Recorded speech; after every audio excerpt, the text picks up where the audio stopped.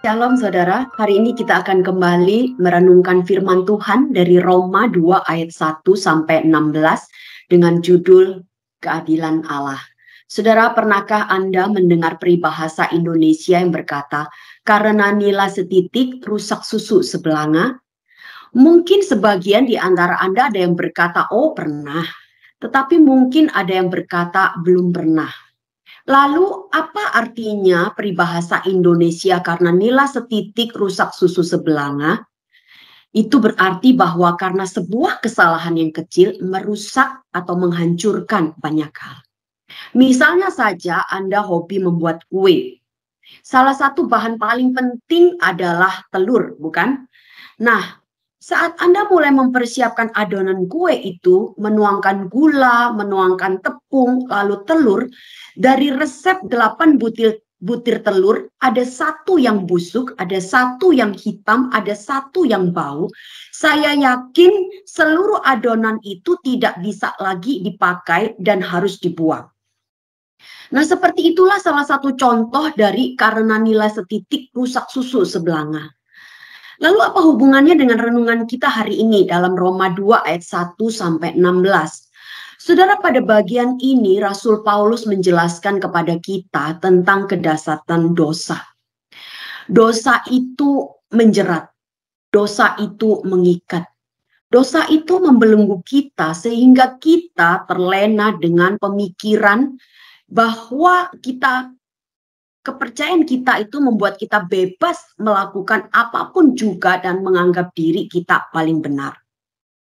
Oleh karena itu, dalam bagian firman Tuhan hari ini, Rasul Paulus ingin menjelaskan khususnya kepada orang Yahudi pada waktu itu agar mereka tidak menyombongkan diri dengan keyahudian mereka dan menganggap diri paling benar, paling bebas dari kesalahan dan dosa. Karena dosa itu ibarat nila setitik.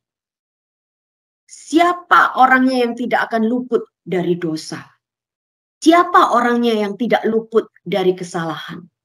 Saudara, ayat 1 di dalam pasal 2 ayat 1 di sana dikatakan, hai manusia, siapapun juga engkau yang menghakimi orang lain, engkau sendiri tidak bebas dari kesalahan. Jika bangsa-bangsa lain yang hanya mempunyai terang alam tidak bebas dari kesalahan, terlebih lagi bangsa Yahudi yang memiliki hukum Taurat, di mana kehendak Allah juga diungkapkan di sana.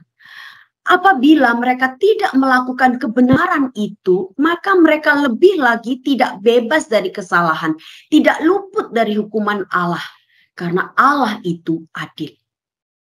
Lalu bagaimana hukuman Allah itu dinyatakan? Yohanes 3:16 berkata, karena begitu besar kasih Allah kepada kita sehingga kepada dunia ini, sehingga ia mengaruniakan anaknya yang tunggal supaya setiap orang yang percaya kepadanya tidak binasa melainkan beroleh hidup yang kekal. Itulah yang dimaksud Rasul Paulus dengan kekayaan kemurahan Allah, kebesaran Allah dan kelapangan hati Allah di dalam ayat yang keempat. Tuhan memberikan kemurahannya kepada kita. Tuhan sabar dengan kita. Bukan berarti Tuhan tidak berani dengan kita. Tetapi supaya kita, manusia ini, bertobat. Dan benar-benar dimerdekakan dari dosa. Tidak lagi dibelenggu. Tidak lagi dijerat. Bukan untuk menjadi sombong dan menganggap diri paling benar. Saudara, jangan pernah bermain-main dengan keadilan Allah. Ia akan membalas setiap orang menurut perbuatannya. Dalam Roma 2 ayat 6. Karena Allah itu adil. Allah itu membenci dosa.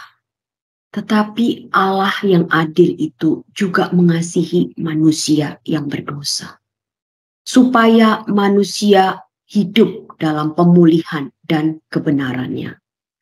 Bagaimana caranya supaya manusia yang dikasih oleh Allah itu hidup dalam pemulihan dan kebenaran Allah? Mari kita lebih berhati-hati dalam menjalani hari-hari kehidupan kita sebagai orang-orang yang mengenal Kristus.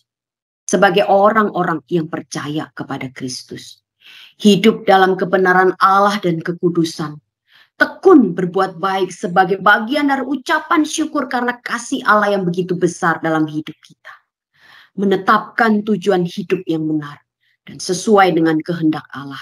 Bahkan setia di jalan yang benar sesuai dengan apa yang Tuhan ingin kita lakukan. Biarlah firman Tuhan pagi ini boleh menguatkan dan mengingatkan kepada setiap kita. Allah itu adil, jangan bermain-main dengan keadilannya. Dia membenci dosa, namun dia juga mengasihi kita. Oleh sebab itu kita harus hidup sungguh-sungguh dekat dengan dia. Melakukan apa yang Tuhan ingin kita lakukan dalam kehidupan kita sehari-hari. Kiranya Tuhan memberkati setiap kita dengan firman-Nya. Amin.